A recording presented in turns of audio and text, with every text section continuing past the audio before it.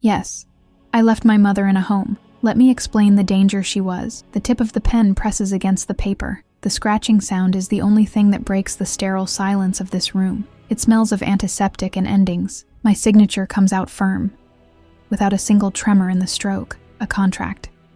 A sentence. Across the room, sitting in a faded pastel armchair, is her, my mother, Helen. To the world, she is the portrait of fragility. White hair as fine as spider webs. A gaze lost in the rain beating against the window pane. Her lips murmuring a lullaby that once cradled both my sleep and my nightmares. The head nurse, a woman with broad shoulders and eyes full of a tired professionalism, collects the clipboard. She doesn't look at me with anger. It's worse. It's pity, the pity reserved for monsters who don't know what they've done. I stand up, the synthetic leather of the chair groaning in protest. It's time. Time to leave. To turn my back. To execute the final act of my villainy. Our eyes meet in the reflection of the glass, darkened by the rain, and that's when her mask slips. For a second, just one, the confused old woman vanishes. The vacant stare becomes a razor. The humming stops, and her mouth tightens into a minimal, cutting smile. A flash of pure, lucid, triumphant hatred. She knows exactly where she is, and she knows exactly what I've done. The world sees me as the cruel daughter who abandoned her own mother, but they don't see what I see. I am the survivor who finally managed to cage her predator. They judge me for this act, never imagining that the real reason isn't in this room. The reason is at home, sleeping in his bedroom, believing that monsters don't exist. I left her here to save my son. You won't believe the danger this grandmother represented. So you don't miss how this shocking story unfolds, subscribe to the channel now and hit the notification bell. To save my son. The phrase echoes inside the car, louder than the engine's hum and the lash of rain on the windshield. At home, Daniel is safe with his father, David. He doesn't know that his mother has just become the official villain of the family. My phone, on the passenger seat, buzzes relentlessly. Once, twice, 10 times. It's my Aunt Susan, the self-proclaimed matriarch, the guardian of morality. The voicemail she left earlier was pure venom disguised as concern. Sophia, your mother, your poor mother. What would your father say if he were here? My cousin Ben was more direct. A single text message. You're garbage. They are building my statue. The statue of Sophia, the ruthless executive. The cold-hearted daughter who traded her elderly mother for a life of comfort. I am the wolf in sheep's clothing. The woman who smiled at Sunday lunches while plotting how to get rid of the burden. That's the character they've created for me. And it's a portrait so well painted it's almost convincing. It's simple, easy to hate. And it absolves all of them of the guilt of never having really looked, of never having asked why my shoulders were always so tense, why my smile never reached my eyes. They didn't see the nights I woke up to the smell of smoke, only to find her in the kitchen with a burning pan on the stove, smiling with a confused air. Just making some tea, dear. They don't know about the promotion I turned down, the chance to run the Chicago branch, because I couldn't leave her alone. They don't know about the life savings I spent hiring caregivers, a procession of women who never lasted more than a month. They all left with the same excuse. Mrs. Helen is a sweetheart, but she scares me. I was the keeper of her secrets. The crisis manager of a sanity that was slipping away. I lied to my own husband for years. It's just her age, David. She doesn't mean any harm. Each lie was a brick in the wall growing between us. I built the pedestal of St. Helen with the pieces of my soul, and the world applauded my sacrifice, the devoted daughter, the example to follow. My only crime, my true sin, wasn't today's cruelty. It was a lifetime of patience. It was waiting for an affection that never existed, tolerating the intolerable in the name of a duty she herself had written for me. They fell in love with my ability to suffer in silence. The nice Sophia was convenient. The daughter who handled everything without complaint was a relief to everyone's conscience. But that daughter is gone. The well of resilience has run dry. They call me a monster because, for the first time, I stopped putting her broken pieces ahead of my own integrity. Everyone knew me as the woman who endured everything in silence. They were about to discover the noise my silence could make. And the first stone I will throw at their castle of lies is the truth about the woman they dare to call my poor mother. The truth. It's a dangerous word, almost radioactive, but my truth wasn't about revenge. It never was. Revenge is a dish best served cold, and my soul had been frozen for too long to care about the menu. What I wanted was something warmer, more vital, something that pulsed, My hidden desire had a name, a face, and the purest smile I had ever known. Daniel. It wasn't just a desire to protect him. It was a visceral need to preserve his light, the vibrant innocence he carried in his eyes. I would look at my son and see myself at 8 years old, but before the darkness, before I learned that a mother's love could be a labyrinth of conditions, secrets, and small cruelties disguised as lessons. I remember one time. I must have been his age. I had broken a crystal vase in the living room. My father was furious. Later that night, my mother held me in bed and whispered in my ear, "Don't worry, my angel. Daddy gets upset like that, but it's only because he drinks a little too much sometimes.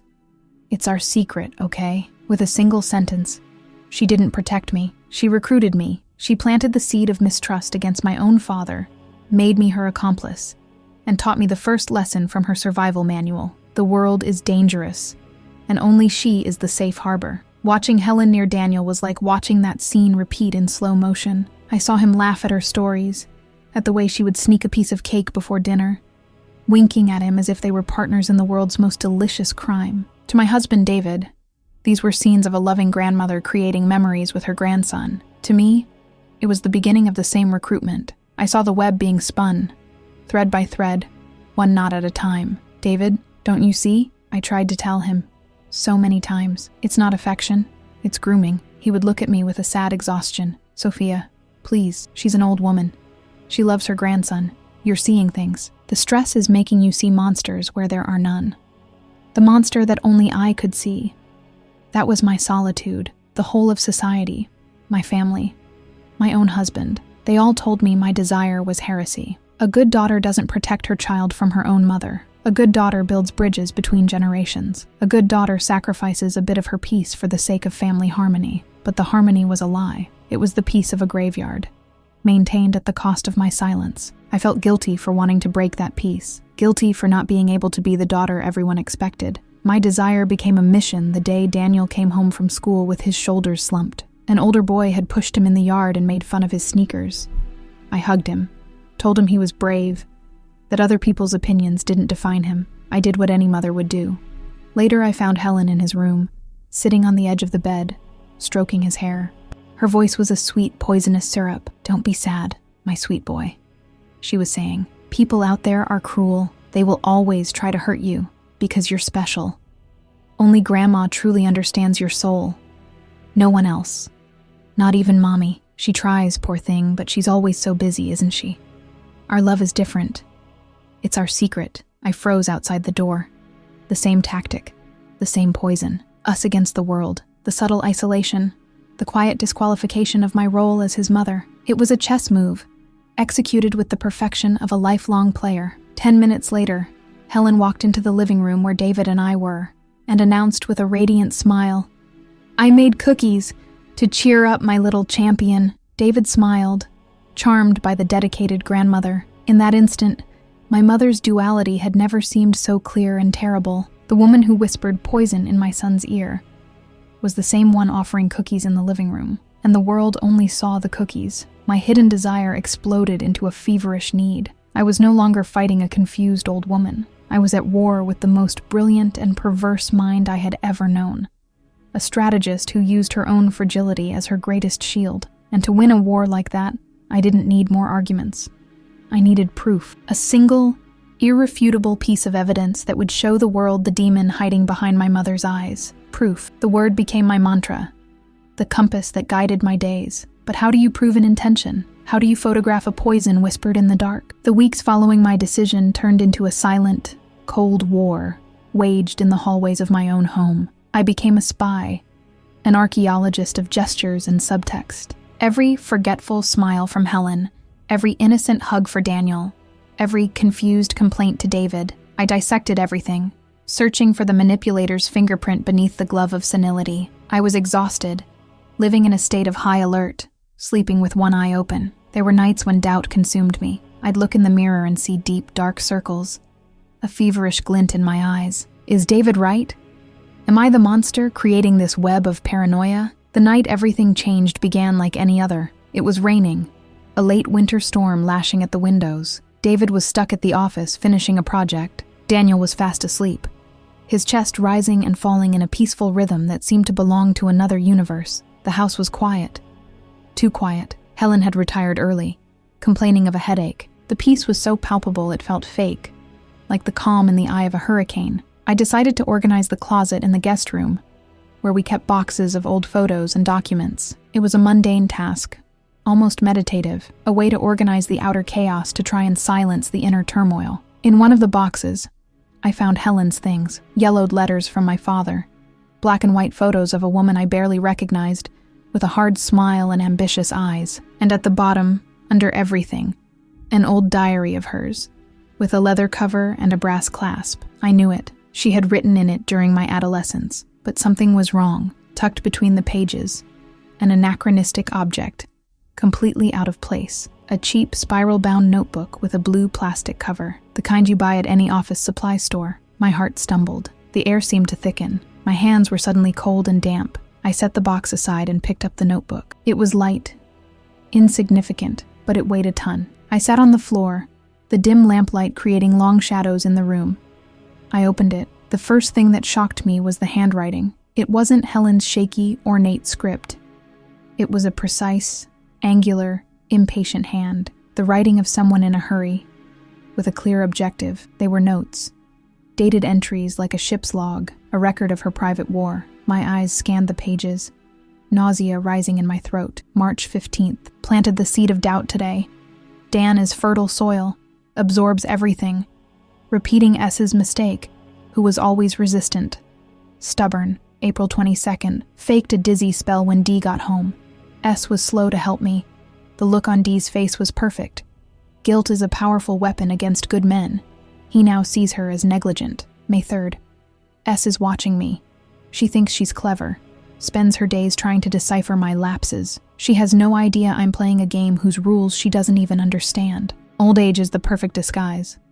No one ever suspects a poor, elderly woman. Every sentence was a punch.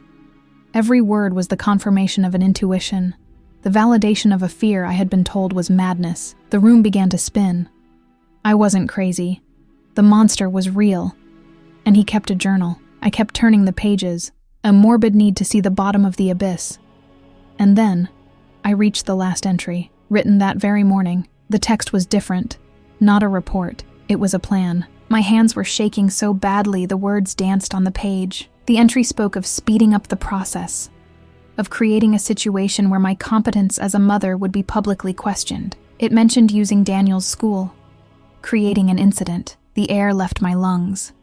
My blood ran cold. My gaze fell upon the final sentence, the mission statement that sealed all our fates. The proof I had been searching for. Patience has run out. Sophia is a barrier that must be removed. The boy needs a maternal figure who truly understands him. And that figure is me. It's time to stop the games. He will be mine one way or another. The first model came out defective. I will not let this one fail. The first model came out defective. I will not let this one fail. The words were black ink staining my soul. The notebook in my hands no longer felt like paper, but lead. Every ounce, a betrayal. Every letter, a sentence. For a moment, the world stopped. The only sound was the storm outside and the roar of my own blood in my ears. The survival instinct, an animal dormant for years of civility and patience, awoke with a primal fury.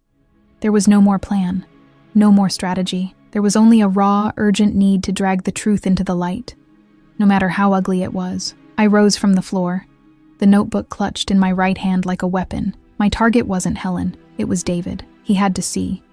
He had to believe. When he arrived an hour later, the rain had eased to a melancholy drizzle. He came home exhausted, loosening his tie, ready to complain about traffic and work, but he stopped mid-gesture. I was sitting on the living room sofa, motionless, waiting for him in the dim light. The notebook rested on the coffee table between us like a time bomb. Sophia, what is it? You look pale. Sit down, David. We need to talk. My voice came out lower and harder than I intended. I called for my mother. Mom, could you come to the living room, please? Helen appeared in the hallway, wearing her peach-colored silk robe, her face creased from a feigned sleep. Did something happen, kids?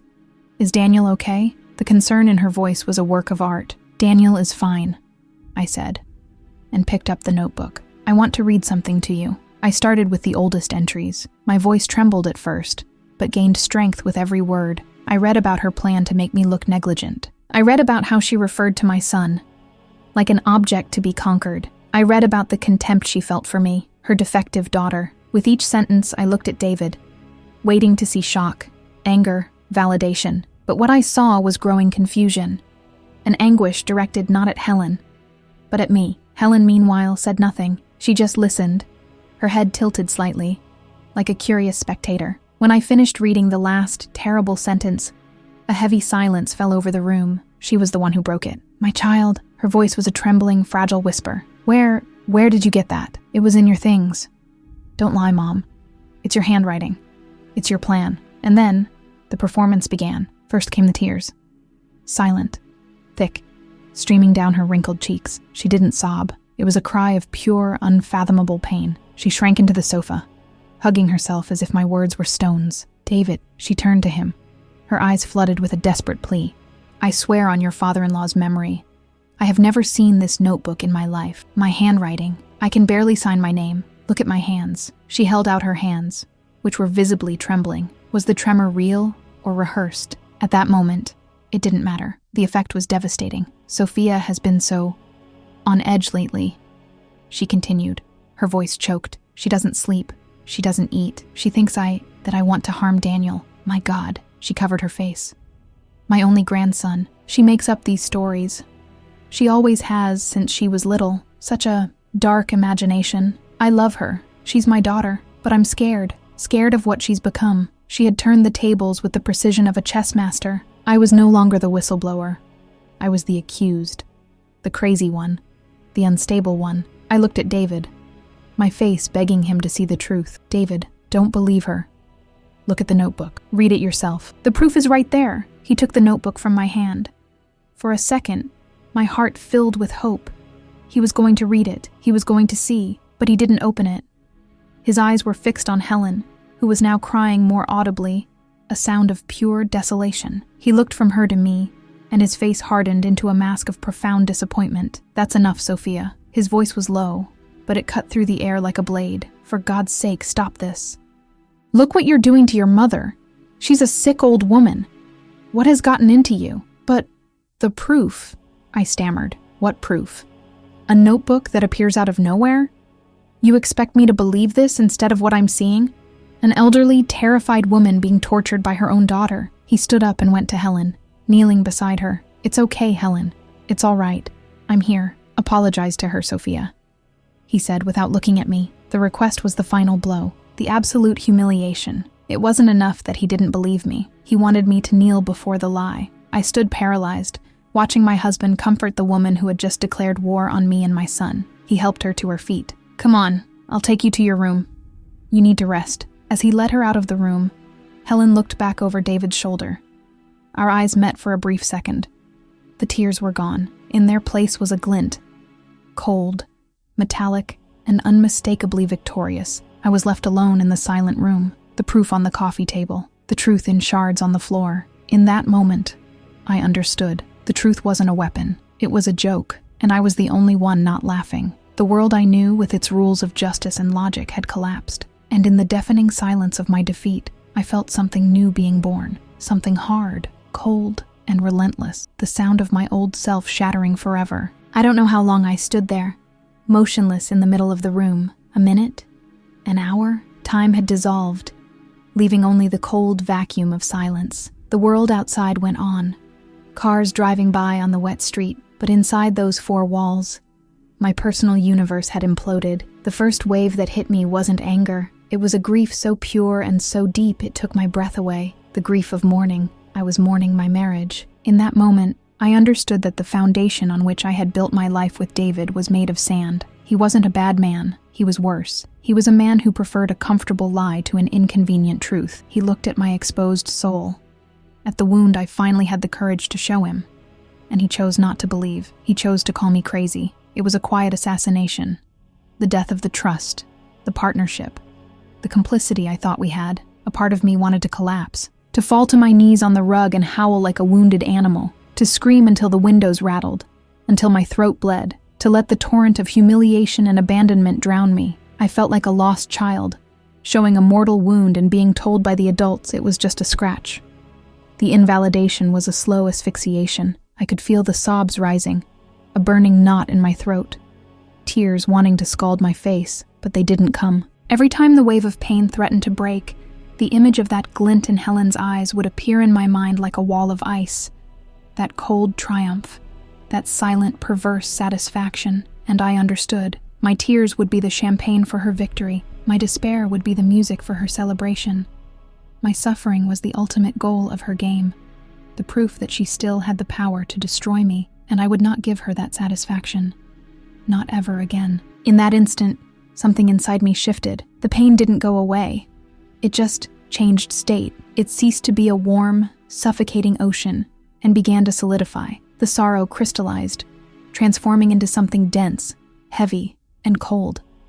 A black diamond of rage polished by humiliation. I felt the heat of agony drain from my chest, leaving behind a glacial clarity, a terrifying calm. My brain, once clouded by emotion, started working again, but differently, faster, sharper, without the noise of hope or the weight of heartbreak. I began to analyze the scene of my defeat, not as the victim, but as a general studying the battlefield. Where did I go wrong? My mistake was believing that the truth was a force of nature, something that would impose itself. It was a rookie error. I brought a document, a fact, to a war of perceptions. I used logic against an enemy whose primary weapon was emotional manipulation. I asked for justice in a courtroom whose judge, my own husband, had already been seduced by the defendant's performance. I had played chess, while Helen played poker. She didn't need a better hand. She just needed to make me believe mine was worthless, and she had succeeded. The lesson was brutal, but definitive. The truth would not set me free. The truth would only make me an easier target. To win, I didn't need them to believe me. I needed them to believe the story I was going to build, a story where their own rules would be used against them. If the world wanted to see my mother as a frail, confused old woman, then that was exactly what I would give them. A version so amplified, so well documented, and so publicly concerning that her fragility would finally become her own cage. I walked slowly to the coffee table. I picked up the notebook, the proof of my humiliation. For a moment, I thought about burning it, turning the source of my pain to ash. But that would be an act of emotion, and the woman who existed before, the Sophia who acted on impulse, was dead and buried. The new woman, the one born in that frozen silence, was a strategist. That night I didn't cry for the death of my trust in David. I didn't mourn the daughter I used to be. I put the notebook away in a locked drawer. It was no longer proof of my truth. It was a map of enemy territory, a detailed study of my adversary's mind. The pain was still there, a block of ice in my stomach, but now it had a purpose. It was fuel, and for the first time in my life, instead of crying in the face of her cruelty, I began to plan. Did that humiliation make you angry? If this story has you hooked, tell me in the comments what city you're watching from. I read and make a point to respond to everyone with care. The planning began with the bitter taste of surrender. The morning after my humiliation, I came down for breakfast like a defeated general signing a peace treaty. The first rule of the war I was about to wage was simple. Make your enemy believe they have already won. David and Helen were at the table, a heavy silence hanging over them like a shroud. He looked exhausted. She, however, had the serenity of a queen on her throne, savoring her victory. I didn't look at either of them. I went to the coffee machine, poured a cup, my hands perfectly steady. I sat down, and the silence deepened. That's when I made my first tactical move. I lifted my head and looked at them, my face carefully emptied of all emotion. Mom, David. My voice came out low, almost broken. I want to apologize for what happened last night. David looked up, surprised. Helen placed her cup on its saucer, interest sparking behind her mask of hurt. I haven't been sleeping well. The stress from work, the pressure. I took it out on you. I was paranoid and unfair. That notebook. I don't know what I was thinking. I paused, letting the confession hang in the air. Forgive me. Especially you, Mom. I love you. The reaction was exactly what I had hoped for. David sighed, immense relief flooding his face. He wanted to believe, needed to believe that his life could go back to normal. It's okay, honey. I understand. We'll get through this. Helen was more theatrical. She stood up, came over, and hugged me. Her body felt small and frail against mine. Oh, my daughter, of course I forgive you, she whispered near my ear, her voice thick with emotion. I just want to see you happy. But I felt it. In the grip of her fingers on my arm, there was a disproportionate strength, and in her whisper, a tone of possession. She wasn't forgiving me. She was congratulating me for getting back in line. The truce was sealed, and the secret war had officially begun. That same afternoon, while Helen took her nap and David was at work, I started assembling my arsenal. My laptop was no longer a work tool. It was a weapons catalog. I wasn't looking for proof of psychological abuse. That was too abstract, too subjective. I was looking for proof of negligence, of imminent danger, things the law could understand. I ordered 3 items, with express delivery: a harmless-looking digital clock for the living room shelf, with a lens smaller than a pinhead, a USB phone charger for Helen's room, capable of high-definition audio recording, and a digital photo frame for the kitchen, which would record in cycles, capturing the daily routine. My home, once a sanctuary, was becoming a surveillance state. I was the director of a horror documentary that only I knew was being filmed. The next day, I made an appointment with a lawyer, Ms. Hayes, a specialist in family law with a focus on elder care. In her elegant office, I didn't present myself as the victim. I played the role the world expected of me. The worried daughter. "Ms. Hayes, I love my mother, but I'm desperate," I said, my voice carefully calibrated to sound exhausted and distressed. "She's having more and more memory lapses. She leaves the gas on, forgets pans on the stove. The other day, she got lost in our own neighborhood. I'm afraid she's going to hurt herself, or my son." I painted a portrait of Helen not as a villain, but as a tragedy. A brilliant mind being lost to senility. I asked about guardianship, conservatorship, about the legal procedures for a compulsory psychiatric evaluation. I didn't go to the lawyer for a sword to attack. I went for the bureaucracy to build a cage. I left with a clear path forward. I needed a medical report. And to get a report, I needed documented evidence. That night, I bought a simple black notebook. In it, I started my own diary, but mine contained no emotion. It was a cold, factual log. 6:30 p.m., H told D that if he didn't eat all his broccoli, I would get sick with sadness. Used emotional blackmail to force feeding. Audio recorded. 9:00 p.m. Adabal forgot. The front door unlocked after going out to get the mail. Security breach. Video recorded. Each entry was a piece of the puzzle I was assembling. Each recording, a nail in the coffin of her reign. I was becoming someone I didn't recognize. Cold. Methodical. Deceitful. I lied to my husband as easily as I breathed. Hiding the cameras, the visits to the lawyer, the diary locked in my drawer. To save my family, I had to create a secret universe, isolating myself within my own home. It was a silent sacrifice, a necessary loneliness. A week later, late at night, I was watching the first compilation of the recordings. On my laptop screen, I saw Helen's performance in high definition. I saw the sweet, confused grandmother transform into the woman with a hard stare and a sharp voice the moment she thought she was alone. I heard the whispers to Daniel, the criticisms of me and David. The proof I had almost died to get was now flowing onto my hard drive, abundant and irrefutable. The first phase of the plan was complete. The stage was set. The electronic witnesses were in position. The law was my script. Now, the second phase would begin, the most dangerous of all, the performance. Helen had always been the lead actress in our family's drama, but she was about to discover that I had studied her methods, and the role I was about to play would be that of the perfect daughter. Playing the perfect daughter required more than a forged apology and empty smiles. It required method acting, a total immersion in the role. I couldn't just be nice. I had to be obsessively, suffocatingly perfect. My new persona was born the next morning, with the smell of fresh coffee and a dedication that bordered on fanaticism. I became my mother's shadow, a constant, solicitous presence that anticipated her every need before she even voiced it. The guerrilla warfare was over. Now, I would wage a war of attrition, using love as my artillery. "Good morning, Mom," I'd say, entering her room with a tray. "I made your coffee, and I put in a spoonful of coconut oil. I read it's excellent for brain activity." I arranged her pills in a weekly organizer, with the days marked in large letters. "So you don't get confused, dear. I worry so much." Every gesture of care was a silent affirmation of her supposed incompetence. Every act of love was a drop of poison to her autonomy. I was infantilizing her with the sweetest of intentions, disarming her with a relentless kindness.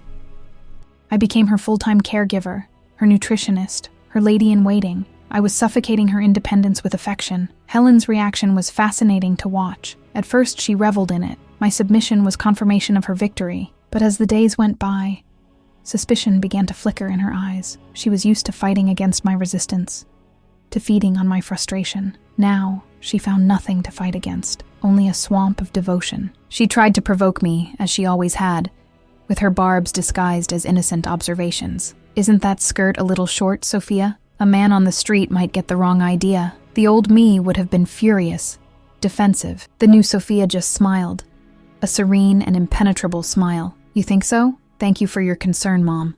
I'll keep that in mind." And then I would hold her gaze, a second longer than was socially acceptable, my eyes expressing not anger, but a clinical, almost anthropological interest. My silence drove her mad. My lack of reaction was a vacuum she didn't know how to fill. She poked at me, expecting the spark of my anger, and found only a polished mirror, reflecting her own image. The reactive, predictable daughter had vanished, and in her place was this calm, smiling stranger who just watched her. The power dynamic in the house had invisibly inverted.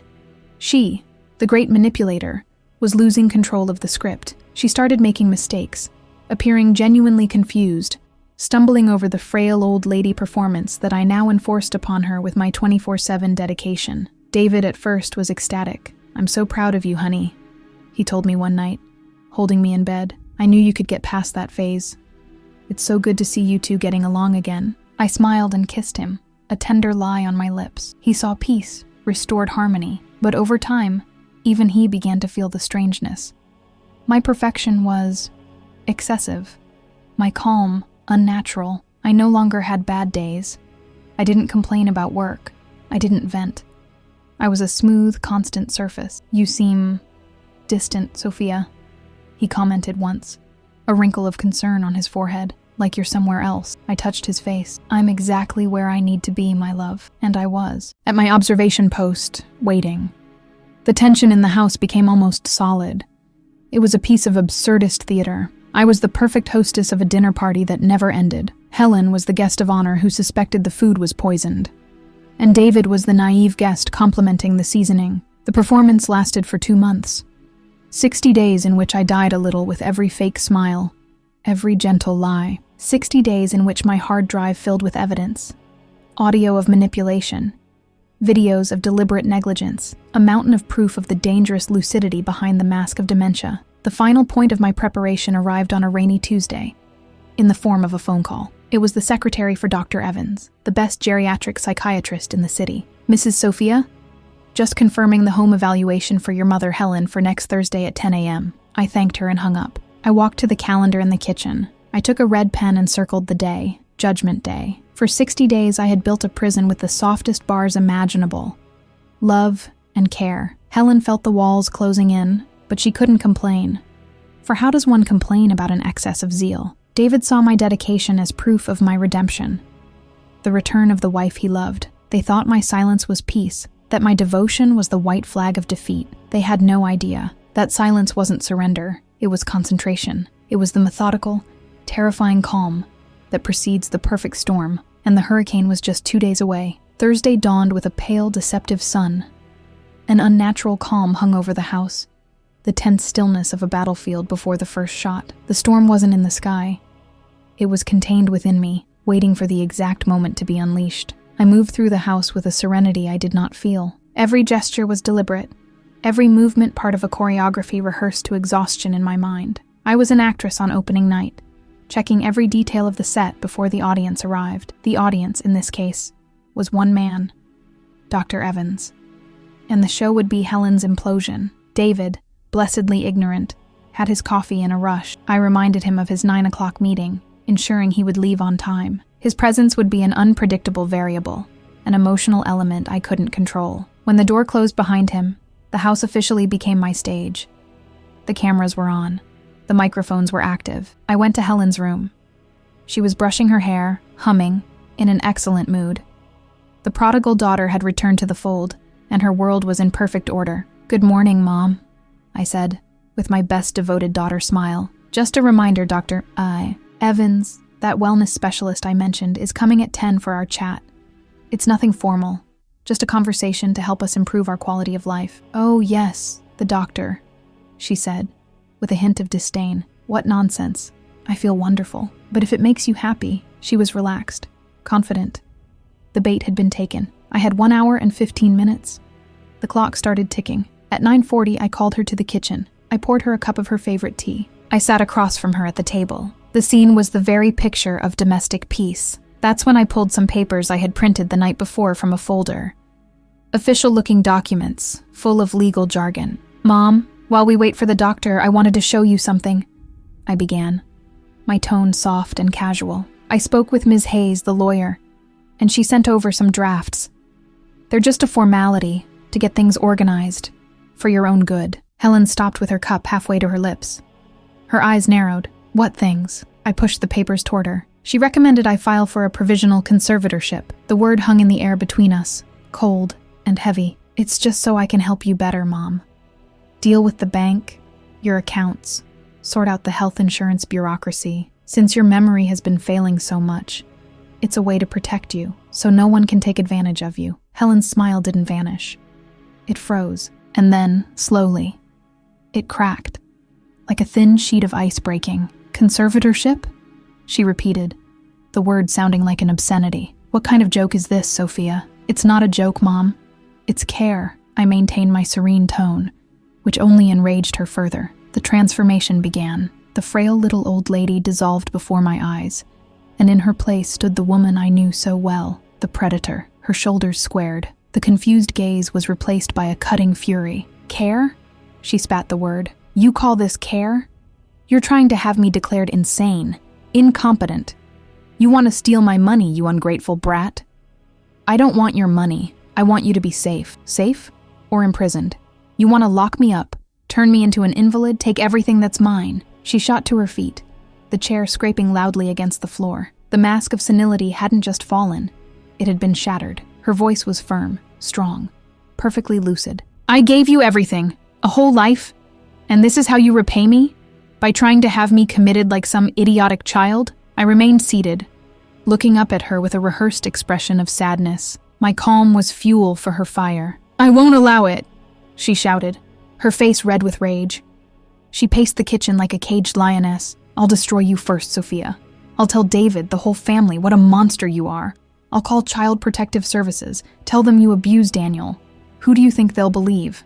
The stressed-out, unstable daughter or the poor, helpless grandmother?" She was handing me everything. The confession, the threat, the proof of her calculating mind. It was all being recorded, every venomous word, every menacing gesture. It was more than I could have dreamed of. She was hanging herself with her own rope. The doorbell rang through the house, punctually at 10 o'clock. The electronic chime cut through the air, and for a second, Helen froze, her hand in the air, her face still a mask of fury. I stood up, my heart hammering, but my face was that of a martyr. "That must be Dr. Evans, Mom." I walked to the front door, each step slow and deliberate. Helen followed me with her eyes, her breathing ragged, her mind clearly working too fast, trying to process the new variable. I opened the door. Dr. Evans was a man in his late 60s, with graying hair and an air of quiet authority. He shook my hand with a professional smile. "Good morning, Ms. Sophia. I'm Dr. Evans." His smile died the instant he looked over my shoulder and saw the scene in the kitchen. He saw Helen, not as the frail patient he was expecting, but as a woman possessed by a vibrant rage. Her finger pointed, her face twisted in an expression of pure hatred. He saw me, not as the controlling daughter, but as the cowering target of that fury. The air grew heavy. The silence was a confession. That's when I turned to him, and with the perfect timing of an actress at the peak of her performance, I let the tears I'd been holding back well up in my eyes. My voice came out in a choked whisper, loud enough for him, and the cameras, to hear perfectly. "Doctor, thank God you're here. Please forgive this. You've arrived right in the middle of one of her episodes. As I tried to explain on the phone, they're getting more and more intense and more violent. I just don't know what to do anymore." My words hung in the sudden quiet of the house, redefining reality with the precision of a scalpel. I wasn't the crazy daughter, the aggressor. I was the caregiver at the end of her rope, the victim, and the effect on Dr. Evans was immediate. The professional politeness in his eyes was replaced by a clinical gravity. He was no longer a visitor. He was a physician in a crisis zone. His gaze moved past me, landed on Helen, who remained frozen, the fury still vibrating in her body, and he took a step inside, closing the door behind him. The sound of the latch was the sound of my trap springing shut. "Mrs. Helen, I'm Dr. Evans," he said, his voice calm but carrying an unquestionable authority. "Why don't we all have a seat in the living room? Let's talk for a bit." He didn't address me. He addressed her, the source of the instability. In that moment I knew I had an ally. Someone who saw not a frail old woman, but a patient. It was Helen's turn to make her last, desperate move. The rage on her face melted away like magic, replaced by a mask of complete, helpless confusion. It was a theatrical transition. Too quick to be real, she blinked, looking from the doctor to me as if waking from a trance. "Doctor?" Her voice came out weak, trembling. The antithesis of the woman who had been screaming threats seconds before. "Sophia, honey, what's happening?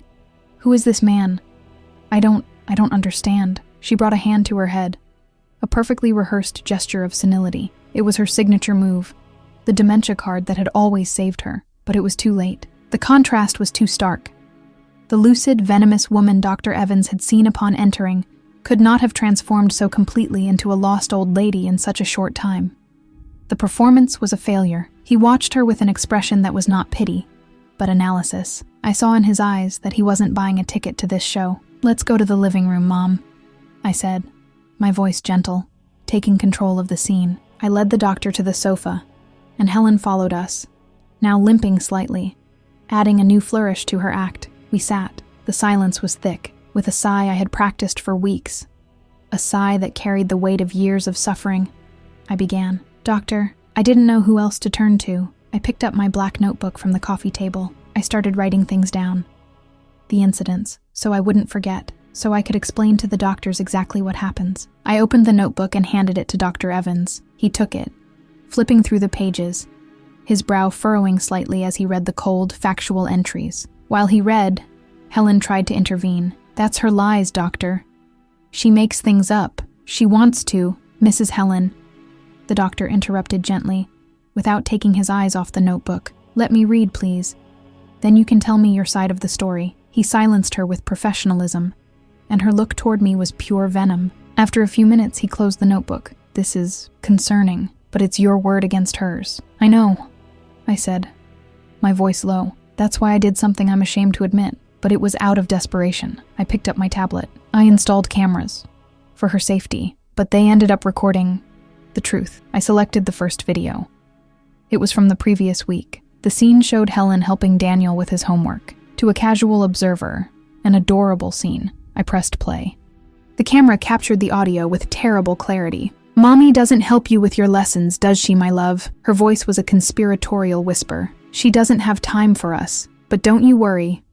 Grandma will never abandon you like she does." The scene continued for another minute, and then showed David entering the room. Helen's transformation was instantaneous. Her voice became louder, more cheerful. "Look, David!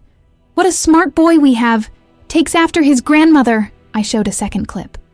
Helen in the kitchen, looking directly at the digital photo frame's camera, which she didn't know was recording. She picked up a knife, made a small scratch on her own arm, a superficial but visible cut, and then she began to cry softly, seconds before I entered the kitchen.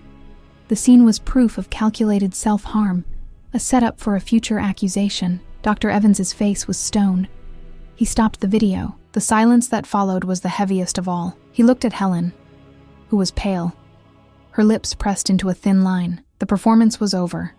There was nowhere left to run. The doctor turned to me. "Ms. Sophia," his voice was grave. "What these recordings demonstrate, combined with the behavior I witnessed upon my arrival, is not consistent with a typical dementia profile. There are clear signs of manipulation, risk-taking behavior, and what we call persecutory ideation. This represents a real danger to your son's emotional stability and to your own safety." He paused. "I am going to recommend an immediate and complete psychiatric evaluation in a hospital setting. She cannot stay in this house. Checkmate." Those words, spoken by an outside authority, were the silver bullet that killed the monster. The truth, finally, had a guarantor. Helen didn't scream. She didn't cry.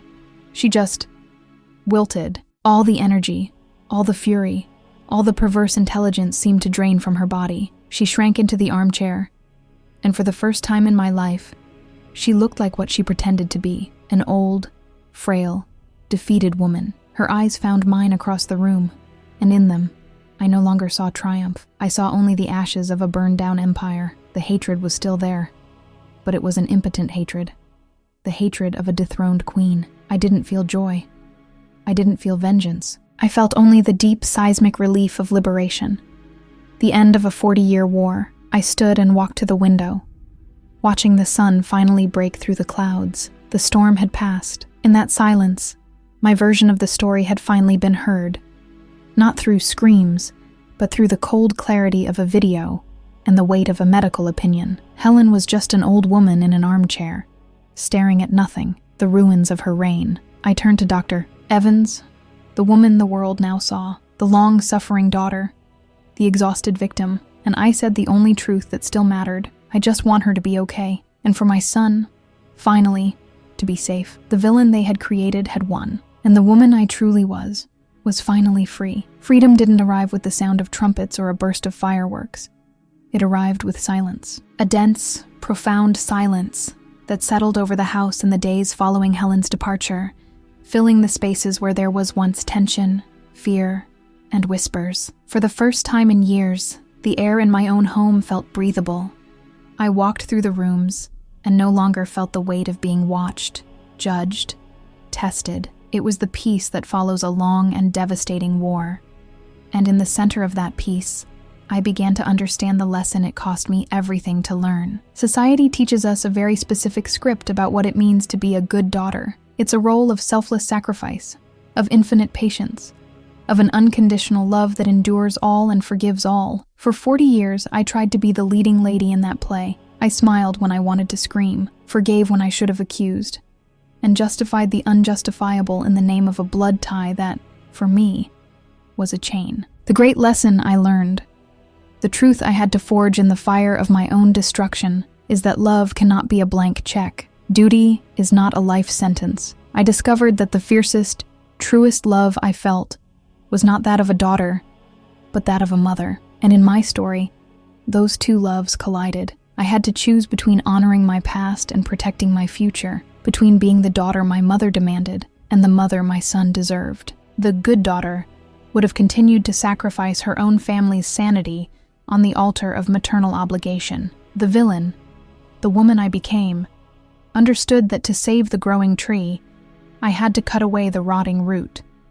And that root was my own origin. This was not an act of hate. It was an act of love, the love of a mother who refuses to pass her inheritance of pain to the next generation. The instinct to protect one's young is the most relentless force in nature. And my young was Daniel. Did I have to become a villain to do it? Yes. And I don't regret the weapons I used. I learned on the battlefield that you don't fight a predator with kindness and logic. You don't bring the truth to a court that refuses to see it. You use the language your enemy understands. Helen understood power, perception, strategy, and above all, performance. So that was the language I had to speak. I created a narrative, directed a scene, and produced a play so convincing that the truth was finally allowed a supporting role. My victory was not the triumph of pure truth, but the triumph of the better told story. Justice, I discovered, isn't blind. She just watches the best show. Winning came at a cost, of course. A part of my old naivete died forever. The woman who emerged from this war is harder,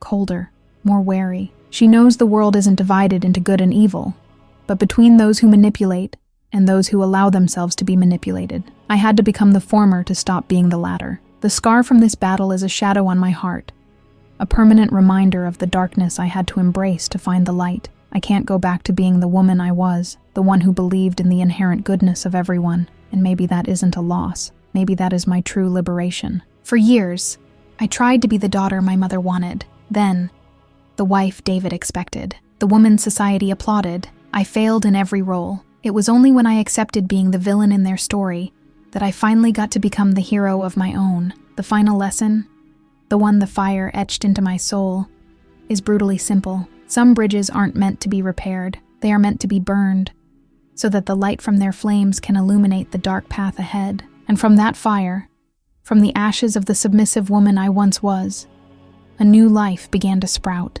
Not a perfect fairy tale life, but something infinitely better. A real life. A life where peace wasn't the absence of problems, but but the presence of firm boundaries, built with the steel of my determination. The bridge to my past was burned, and the road ahead was finally clear. After that day, everything happened very quickly. Helen was admitted for a full psychiatric evaluation, as recommended by Dr. Evans. The result was no surprise to me, but it was a shock to the rest of the world. The diagnosis wasn't dementia, but a severe personality disorder, with narcissistic traits and a capacity for manipulation that the doctors classified as exceptional. The recommendation was clear: ongoing treatment in a structured clinical environment. Today, she lives in a beautiful care facility, the best my money could buy. It's a gilded cage, with manicured gardens and smiling nurses. I visit her once a month. It is my duty, not my desire. Most of the time, she refuses to see me. On the rare occasions we do meet,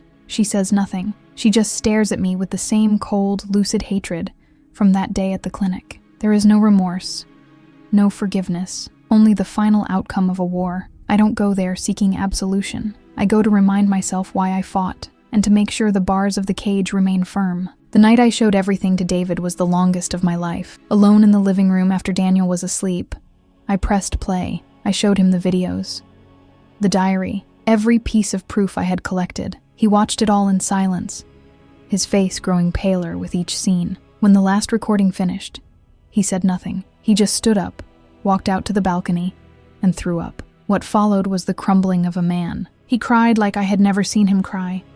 Not from sadness, but from a corrosive shame. The shame of his own blindness, of having been such an easily manipulated pawn. And above all, the shame of having betrayed me in the deepest way possible. He begged for my forgiveness on his knees. I didn't accept it. I told him, "I don't need your forgiveness, David. I need your trust, and that will have to be rebuilt from the ground up, brick by brick." We've been in couples therapy ever since. It's a slow, painful process. We are rebuilding our marriage. But this time, the foundation isn't made of illusions, but of hard, uncomfortable truth. The proof that I did the right thing isn't in the medical reports or the therapy sessions. It's in my son's laughter. The changes in Daniel were almost immediate. The nightmares stopped. The anxiety that made him bite his nails vanished. He went back to being the sunny, loud child he was. His drawings, once full of dark scribbles and lonely figures, now explode with color. He is free. The poison has been removed, and the wound is finally healing. This is my victory. This is my trophy. Some family members, like my Aunt Susan, never spoke to me again. To them, I will always be the monstrous daughter who institutionalized her own mother. I accept the title like a badge of honor. It is the price of peace, and I pay it gladly. Our new life is quieter, simpler, more honest. And as I write this, I'm sitting on a park bench, under the warm afternoon sun. A few yards away, David and Daniel are kicking a soccer ball around. My son runs, his hair flying, his laughter echoing through the park. He trips, falls, scrapes his knee, and he gets back up laughing, running back into the game. He isn't afraid to fall. He isn't afraid of getting hurt. He knows that no matter what happens, his mother is here, watching over him. I lost a mother, but I freed a son. I lost the illusion of a perfect marriage, but I gained the chance to build a real one. I paid a high price for this peace. In looking at Daniel's smile, a free and fearless smile, I know, with every fiber of my being, that I would pay it 1,000 times over. I became the villain their story needed. But here, in this new sunlit life, I am just Sophia, and for the first time, that's enough. This is my story. The version that wasn't told in the shocked phone calls of my family. The truth that was buried under layers of fake smiles and social obligations. Now, the story is in your hands. You are the jury. You saw the peace on my son's face, but you also saw the coldness in my method. You witnessed my mother's cruelty, but also my own capacity for manipulation. I will not deny my actions. Yes, I deceived my husband. I lied to my family. I used technology to spy and psychology to corner the woman who gave me life. I became a mirror of the monster I needed to destroy, using the same tactics, the same lack of mercy. I built a trap with gestures of affection and baited it with words of love. I used the law not as a shield for the truth, but as the final blade to carry out my sentence. I do not ask for your compassion, for I acted with full awareness. I do not ask for your forgiveness, for I do not regret ensuring my son's safety. I merely present the facts, as I lived them. I present my case. And now, the question I leave for this court. When love becomes a disease, is the surgery to remove it, however brutal, an act of malice or of healing, to protect a child's innocence? Is it justifiable to become the villain the world condemns? Is the line between a vigilante and an avenger the motivation, or just the method? Answer me. Was I a calculating monster, or the bravest mother this story could have had? Leave your verdict in the comments. The defendant, Sophia, awaits your sentence. The trial is now in your hands, and if you believe that every story has a side that was intentionally buried, a voice that was conveniently silenced, subscribe to the channel, because here, we don't tell the story they want you to hear. We hand the microphone to the women they dared to call villains. And believe me, their testimony is just beginning.